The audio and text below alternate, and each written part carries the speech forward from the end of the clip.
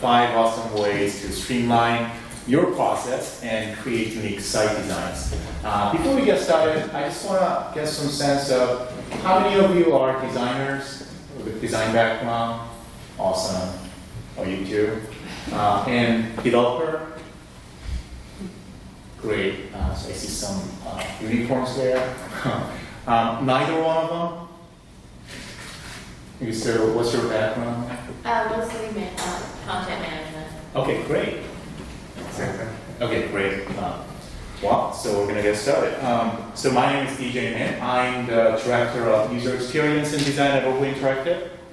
As an Asian American, I was never academic, so it's kind of weird feeling standing here on MIT and speaking to you. You guys want to introduce yourself?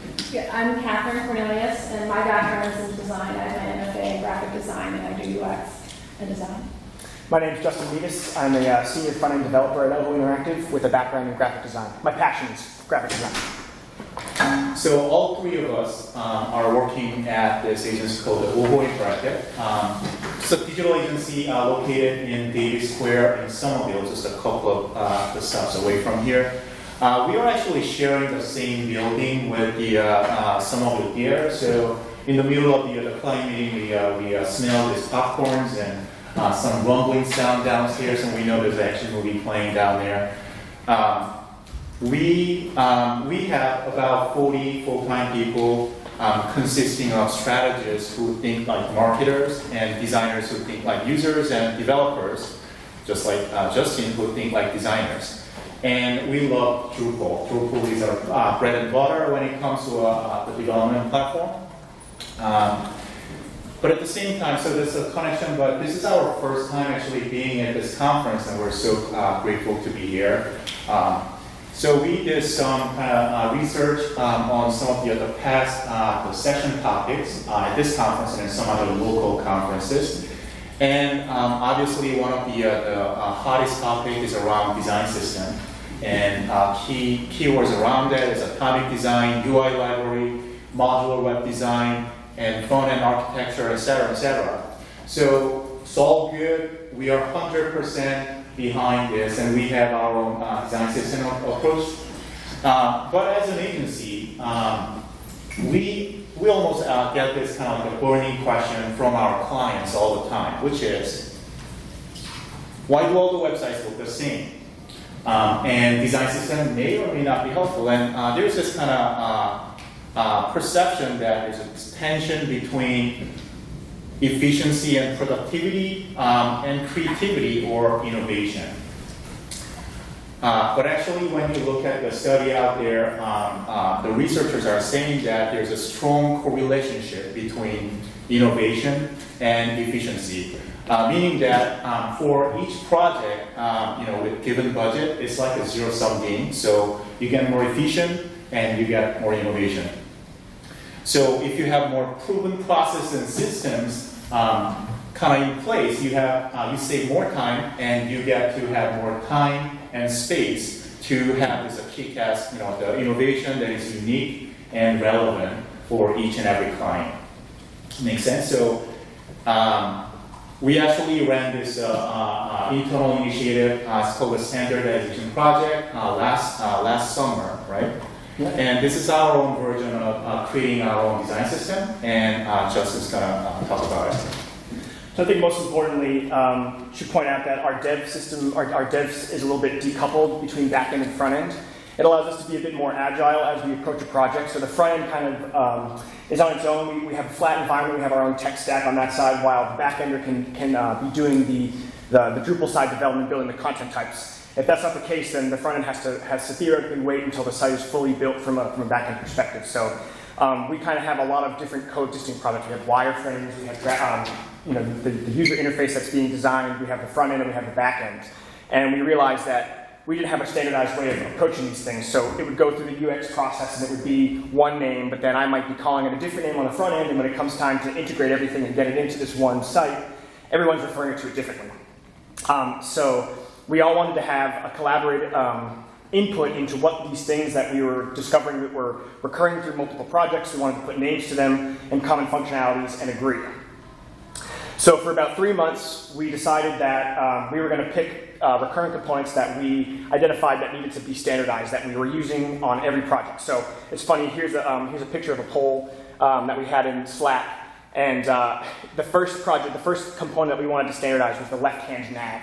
This is so simple, yet it can go how many levels deep does it go, what page does it extend to, what are we including in that, which can be silly to think that it's that deep, but it's really important as we go forward. So here's an example of the room that we had, which is now DJ's office, but we took this room over and we had the UX and design teams bring examples of these similar like left-hand nav components that they had built between all these projects, and we put them up on the walls.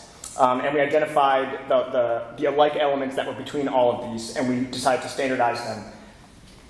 What came out of that was a UX starting point for a library. I'm sure it's very common to most of you, which is a really cool thing. But more importantly, which I haven't seen very often, is we were able to standardize annotations. Does everybody here know what an annotation is? Cool. In this instance here, this can be referenced by the UX, it can be referenced by the designer, maybe this field is optional, they need to provide us an example of something that doesn't have it. If the image is optional, what happens when there's no image, etc. So having foresight and standardizing what these annotations look like is really important to us. So after that, we were able to connect the dots and close the loops. So everybody is working from their own libraries. So I have my own flat base, the front end decoupled version of the websites that we're going to build, but then we also have a back-end starting point, Drupal builds. And being able to... what tool were you guys using for the annotation library piece? The answer to the tool, we just use Google Slides. Oh, they're just using Slides. Okay. Yeah, and we actually went through a process to standardize how our annotations look as well, so they can all understand. So it's a good question. And so after we agreed on these components, what the left-hand nav was, or the checkerboard, or hero elements, we took all of that and brought it back to our respective things that we own. So the front end owns this flat base, and then they brought it back to the UX team library, and then so on and so forth. And from there, we're able to refine and expand. So we've implemented it on many projects. Do these same rules still apply? No or yes? Let's refine. Let's update our base. Quick and easy decisions can happen, and now we can pave the way to have new elements added.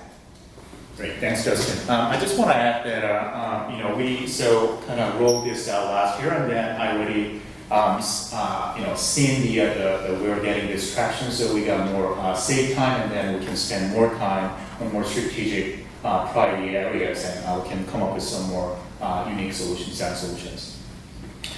Now, I think there is another kind of misperception around the creativity. People are saying that we need this a big white space and a whole new process to create something great.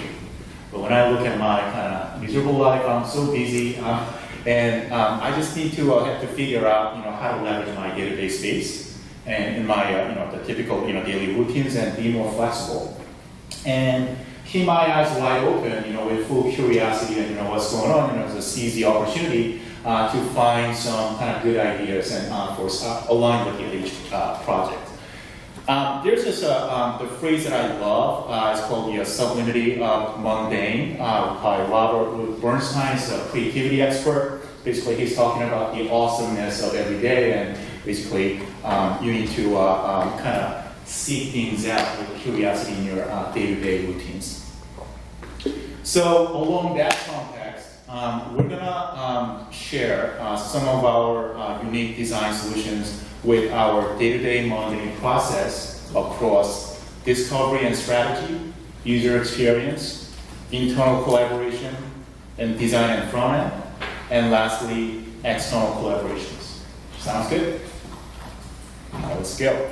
The first one is about strategy. Always start with client's needs. No kidding. Sorry about preaching to the choir, but really well-defined the client needs and their pain points can totally inspire some big, key, unique ideas for design solutions.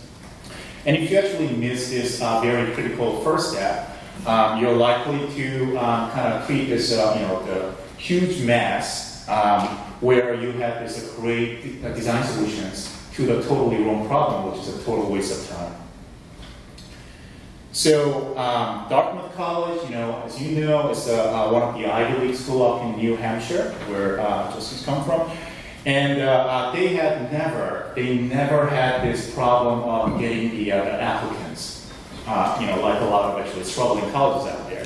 But they had a hard time when it comes to yield to get the right set of students that fits right into their culture and their stories. Especially international students and first-generation students, and they're really authentic about it and passionate about it. And their site was very ineffective, telling this unique story that differentiate them from all the other Ivy League schools. So this was their previous site, and I guarantee that it's generic. And when you look at every single pages previously, they all look the same. So when we create a new site, we really want to tell this kind of inside-out story from the community. So all the way from the homepage, we created this feature, what we call the Dartmouth Inner Word, and it's a set of interactive keyword that kind of displays and kind of shows on the homepage. And all of these words are actually updated and actually managed and selected by the students and faculty members and Dartmouth community.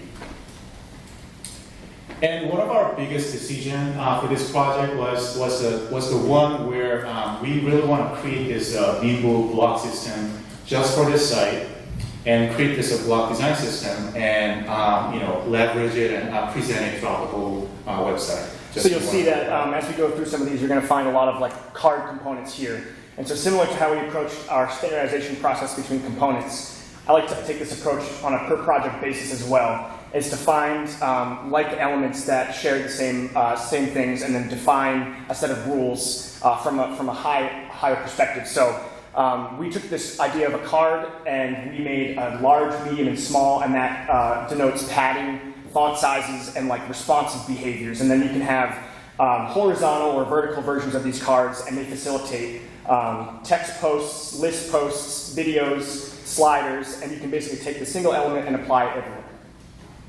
Great, thank you. And another thing is, some people out there actually think that it's always a winter season up in Dartmouth.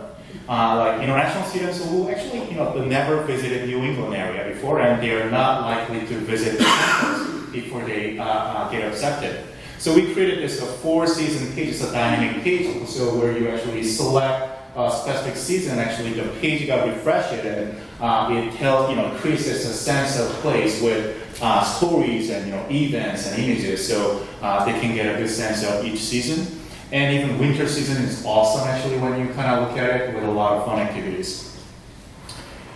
Now, financial aid page or section is it's kind of a page that oftentimes overlooked from a design perspective, but we actually pay attention to this one because it's critical for international students and first-gen students. So we actually created this, this nimble kind of like a self-navigation, so people can come to this page and they can identify who they are, and then the page will actually present the right set of relevant information. We also create this whole financial aid glossary page to help out the first-gen students. So for instance, believe it or not, they may not actually understand what the FAFSA means for the first time. And so we actually not only creating that page, but we had this kind of like on the fly, kind of like hover over help. So while they are in the process of digging this financial aid information, they can actually get educated on the fly real time.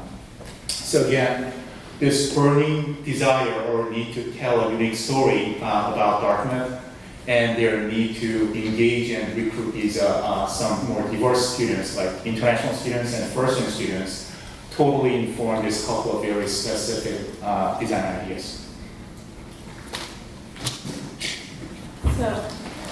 So the next example is from Bryant University, which is a university in Rhode Island. And they have a really unique kind of academic offering where you can take liberal arts classes and business. But they had a hard time showing this as integrated curriculum.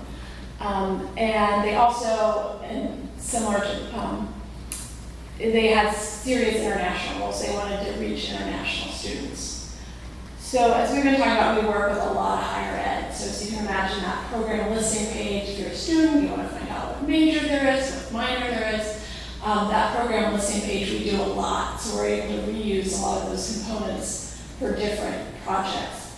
For this one, we wanted to look at it kind of from a different angle. How do we have students find majors? You can see here, you can pick a major. Let's see, information systems, and a college of business, and a minor in the communication.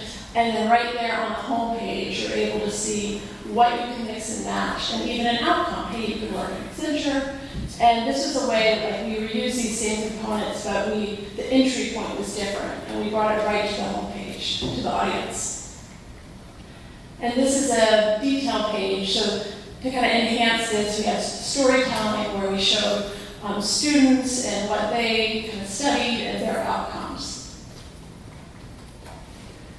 And this is an example of an image gallery on the home page, and that's really directed to US students, and we use live personalization. So if you're coming from an international location, this would change and show you like where's the nearest city and the airports and different things that may be more of interest to international students.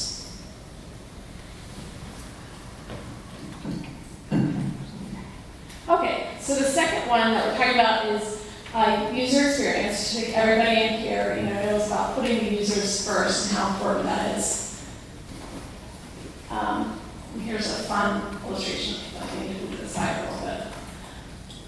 So, with the big oops, it's hard to, it's like using a mobile, your phone sometimes. So this first example is CIE, and they are one of the oldest and largest providers of study abroad programs.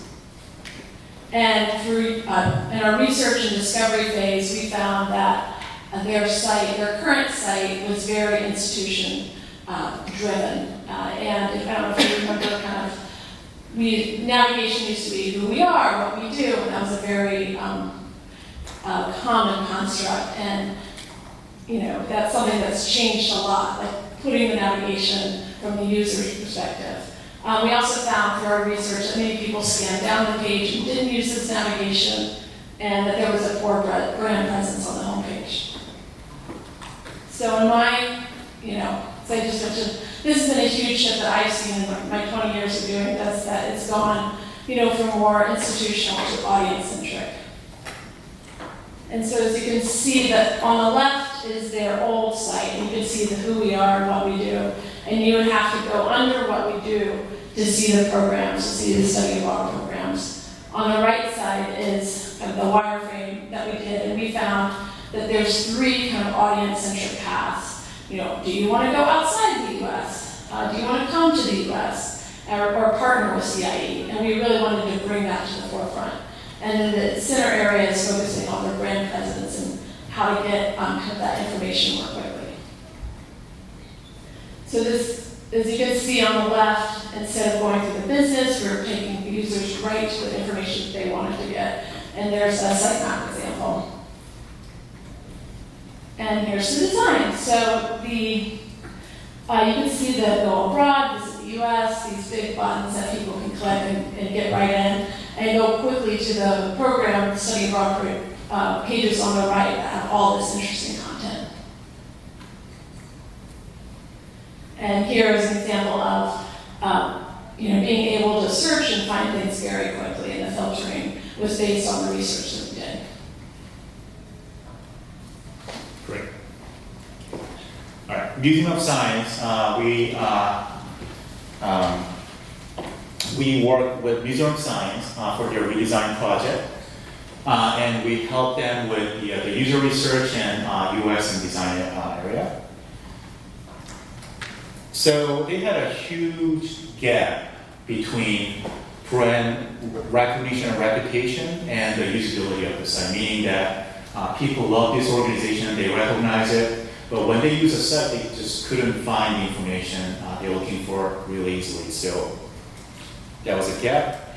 And in the beginning, we worked very closely with the client to define this kind of like a functional personas, about 10 of them, and so including families, adults, and so all across there's some members as well. So I'm not going to get into the details, but the real aha moment actually came during the research phase when we realized that actually, regardless of who you are, whether you're teachers or you're general visitors, there are common set of prioritized information users are looking for. So we saw these patterns. We try to segment differently, but it was all the same.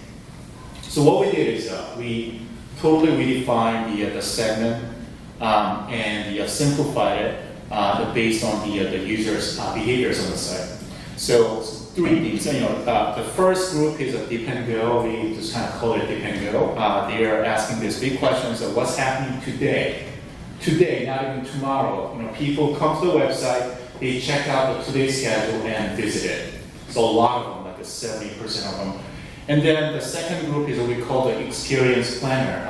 These are the audience with more engaged audience. They're planning for the whole day and looking at the multiple exhibit, and then they're gonna, I'm gonna spend 4 hours in the half day at the museum, and I wanna feel the excitement of the exhibit and experience.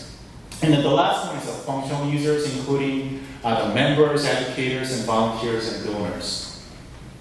So our UX strategy was basically about aligning design with this prioritized user needs, starting with dip and go, like fix their problems first, by meeting their common, needs, quickly, and then support the experience planner by elevating user experience. And lastly, we wanted to establish this multiple visible access points for the functional users along the same set of user flow for the dip and go and experience planner, because they share again the same set of user flows.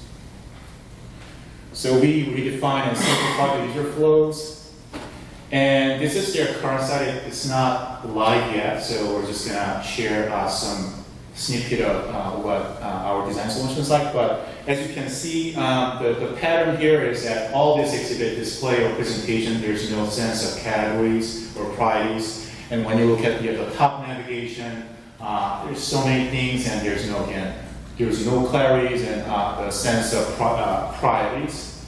So what we did is we came up with this global map system. It's not even designed, but basically following or modeling the same strategy to serve the dip and go first, and then serve the experience planners, and then rest of them. So visit, explore, and buy ticket, and some functional users, the navigation items, and then we create this today's schedule that is accessible anywhere from the site.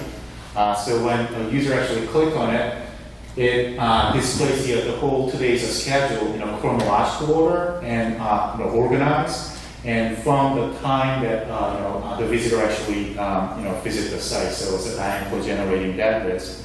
So when you look at the users deeply, oftentimes you get this big frame or context shift that will actually inform your design decision greatly. Collaborate cross-functionally. I'm talking about the internal team collaboration because you get better ideas and more ideas from the multiple awesome human beings with different personalities and point of views, as opposed to one creative genius. So Freedom Trail, as you know, symbolic Boston Cultural Institute and destination, and we helped them redesign their site. They had a very little research budget. So what we did is we pulled the internal in-house resource, basically our team, awesome team. So we ran a couple of workshops, starting with brainstorming all these features for the website, and then we prioritized them. And then we sort of sort out the high priority features, especially for the mobile, and we ran this sketch sessions using the 4x6 cards. And then we divided up into small groups to create some posters to brainstorm about some key page wireframes. An outcome is, out of all these brainstorms, we came up with this awesome idea of creating this actual physical following the red line kind of experience online. And also we came up with this idea of custom Google Map, which is so useful.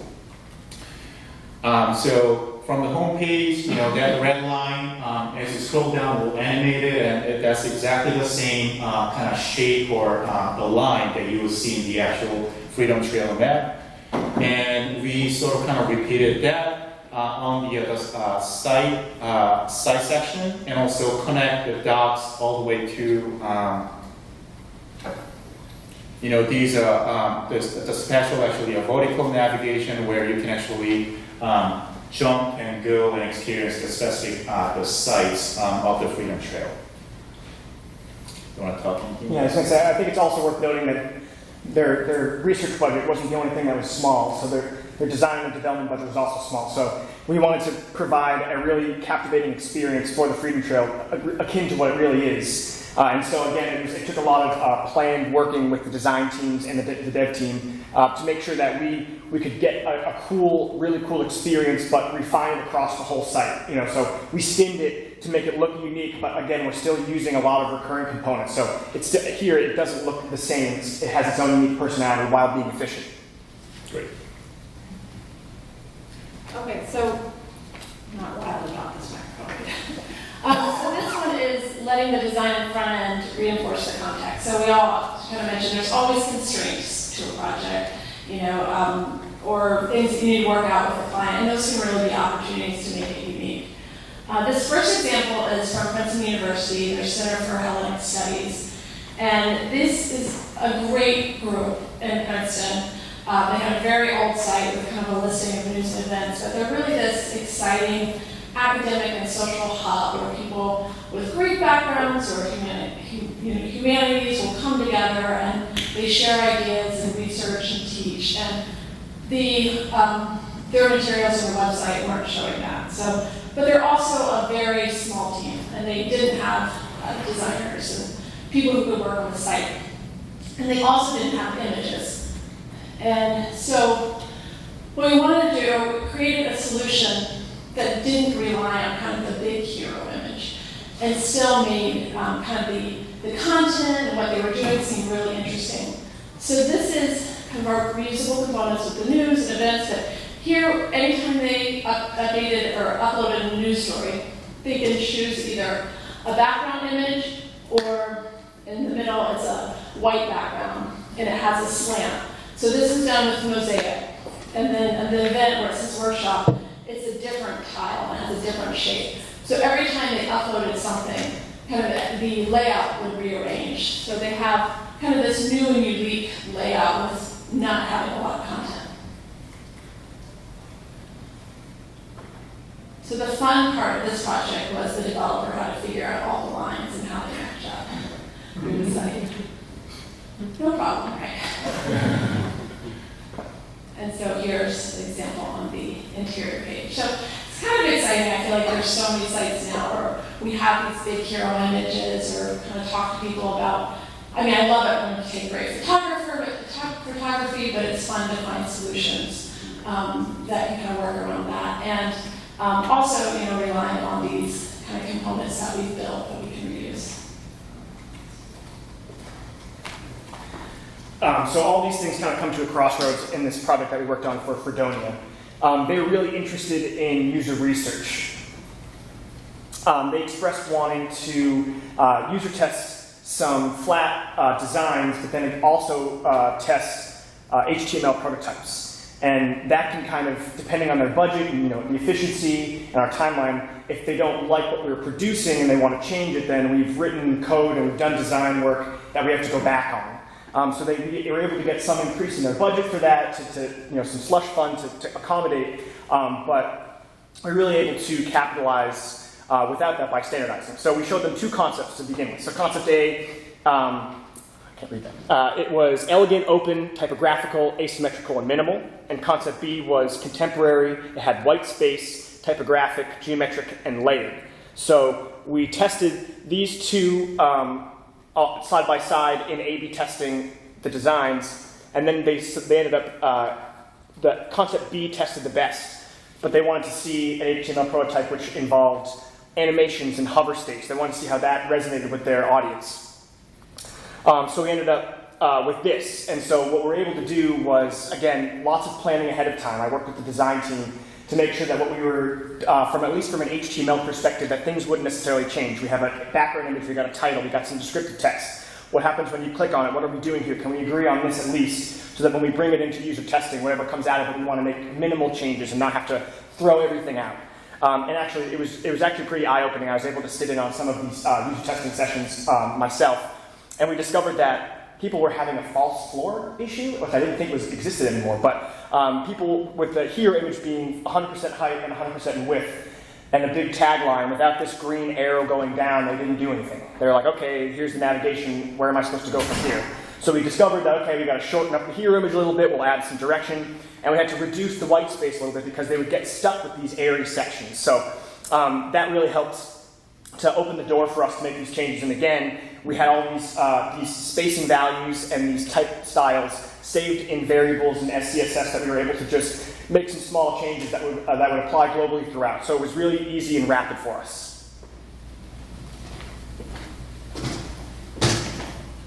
All right, last point, last area is around the external collaboration. So I would say consider co-creating with your own clients, especially for the projects where they have a really expedited timeline or have really tight deadlines. So we have a set of tools, when it comes to workshop with the clients, from component collaging, more kind of freehand collaging and then composters and card sortings to the sketching, actually content prioritization and sketching sessions. But it's like the way I see it is actually, it's like having a structure to break out the structure to shape some new ideas. So again, for the Dartmouth College, they had this big giving campaign last year, and they needed to create a new site where they really wanted to up the game to increase the online givers with much smaller amount of gifts as opposed to getting a couple of big donors. So they also had an extremely tight deadline, so the process took us like 3 full day on site, the workshop with the client. So we started with the card sortings and figuring out the different taxonomies and how we organize the giving opportunities, a lot of them. And by the end of the day, we kind of came up with this pretty decent, solid, site frame that we can start with. We also ran this critic pickup where we discussed and reviewed their design and brand the requirements, and we also explored some very specific kind of UI, possible UI patterns and functionalities and look and feels using this what we call the style tile, which is sort of kind of between mood board and the actual the page design. So by the end of the session, we have pretty clear idea and direction where we want to go. And then we prepared this content guides for some key pages of the site. And then we ran this all-day iterative sketch sessions where we defined and sketched out some key wireframes, user flows, and also kind of got back to refine some taxonomies, especially for the giving opportunity section. And once we are in a really decent shape and have a clear idea from a content perspective and experience perspective for some key pages, we were able to streamline to create this high fidelity wireframe and turn that quickly into a design page. So out of this co-creation, we came up with this global map system where we elevated the 3 brand themes clearly, teaching, discovery, leadership, and they're all also integrated into the giving opportunities as part of the taxonomy. And we also created this really nimble cart experience, which is similar to the actual consumer shopping experience. And clients' involvement in the co-creation was totally instrumental for us to actually come up with this giving opportunity search through multiple ways, through brand themes for internal audience and codes, basically user-centric topics. And then lastly, unit is basically a list of specific schools and institutes within the college. So the users or givers can actually have access and options to get to the place where they have this right set of giving opportunities depending on their giving motivations are. So that is everything that we cover. So to recap, always start with clients' unique needs to get some big ideas. And, of course, put yourself in the shoes of users and collaborate cross-functionally and let design and front-end reinforce the context, whether it's project goals or strategies or even constraints. And lastly, consider co-creating with your clients, especially for the tight deadline projects. I think also worth noting is that when you follow these steps, what that does is it gives you insight into what the clients and the users really need. And so you have this really large number on a budget, and this helps you figure out where to allocate those resources to. So, a client that might need some news for some SEO value, but people don't necessarily visit it that much. We don't want to spend, 30 hours of dev time on a news listing and a news detail page. We want to allocate that somewhere else. So standardizing and taking this approach allows us to reduce the amount of time spent on things that aren't necessarily super important to your client and really allocate those things to a more interactive, fully experiential piece of work for them that directly is a result of what they need and what their users need. Thank you. So this kind of summarizes what Justin discussed. So we are 100% behind. We believe we've seen, productivity, streamlined process goes hand in hand with the innovation and creativity. And look out for that guy on the street. So you're gonna be curious to find this and seize these opportunities for new ideas in your day-to-day processes. And there's one last thing that we have not covered to boost up your creativity. Through our processes. It's not about the design or development tools. It's not even about the processes. I'll say it's about the people. So it's a culture where people genuinely want to create some great things together, and they can help each other to achieve that, and feel really supported along the way. So while this is actually our present at OHO Interactive, the one wearing the top outfit. So where is that? OHO is not, by no means we're a perfect place to work, but I'm so grateful and I feel so lucky to work with this awesome coworkers, and for an agency, it's always striving to achieve that sort of kind of culture. So that is our last slide.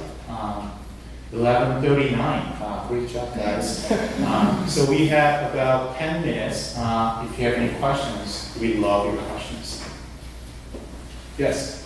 So a lot of our clients are remote, and we are interested in increasing the amount of collaboration that we do with our clients. Do you guys have any examples of doing that remotely, and do you think it's as effective remotely? Yes. So the question is, you want to increase the collaboration with your clients that are remote and that you don't necessarily go visit, right? Thanks for summarizing that question again.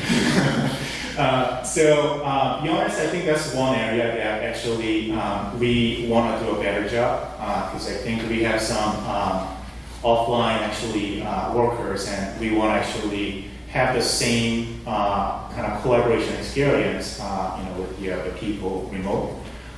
We recently we tried a few different things, but we introduced this. We try to use this as kind of like a online collaboration sketch tools. It's not totally rolled out, but it's still not the same. But I think you can still run the sketch sessions, card sortings, and prioritizations. All this stuff. There are a lot of tools out there. We're just experimenting with this particular software right now. So we didn't solve the problem that you're struggling with, so just want to be honest with you. How do you resolve conflicts within an organization? Because I think sometimes it's a good point, not only the remote worker, but sometimes the person that's actually doing all the work and is really busy isn't at the workshop or the design meeting, and their input may come late into the process, and it turns out that for whatever reason, the people chosen to work with you are pushing a particular agenda that might be at odds with some other, and we see this all the time with websites where it meets certain needs better than others because of who was at the table. So do you have a way of saying to the client, I'm not sure everyone's at the table, or how do you handle that tactfully when you're doing those discovery and collaboration activities? So just kind of to clarify, your question is, how do we handle the situation where some of the people are not on the table always, and then they need to actually make decisions later? And those people who were not on the table, they're actually decision makers, or They're impacted by the They're- decisions in ways Okay. that might make your site less successful. yes. You know, I could see international students versus first-gen students versus somebody who has some other very specific group that they feel like wasn't represented. Right. I think we're talking about. So you're talking about the external people from a research perspective, but also in your previous question, you're talking about actually internal folks who are not at the Right, table. and then they Okay. swoop in Yeah, so- process and yeah, say, so- oh, we have to start over. Right. So I think that cross-functional workshop that actually kind of invite all the cross-functional team, developers, PMs, and QA person, strategists all on the table, and kind of brief and set the context of the project accurately. That's actually a great starting point. And then once they actually get involved in at least kind of, even though it doesn't matter, 1 hour workshop engagement, or actually 30 minutes, the multiple times down the road, is a very limited time involvement, but they still feel empowered. And then the people are bragging about, oh, I actually gave this idea for this project later on. They're really happy about it. Great question. Yes, sir. Yeah, I was wondering, how do you validate your designs? So as it pertains to the changes you've made for the various clients, how do you measure the effectiveness of your layouts and the different approaches you've taken? Do you have some data that backs up, what has happened? And are you continuously making improvements on those, or is it more hands-off once you meet your deliverable for your project? Yeah, so actually we have, once the project goes live and handed up, as I get two actually things, we have this service team that will actually make sure that the original goals that's set, you could call it KPIs or whatever, actually we are meeting those goals after site goes live through analytics and getting some more data or additional kind of usability testing, whatever it is. And then we have this kind of model that we can continuously try to help the client site actually improve over time after site goes live. And even during the project phase, before site goes live, we have a set of tools when it comes to usability testing. So we can do a quick gorilla test, we can do a quick A/B test, and make sure that everyone's on the same page and things are actually validated by the users. Also, we do case studies following launched projects on a select few of our sites. So one of the ones we did was for CIDE as well. We did case studies after a year that they had been, the site had been launched. We were able to take some data to see what the conversion rates were. I can't speak to exactly what it was, but I think you can find it on our site. Great. Any other question? No? Well, thank you so much for coming.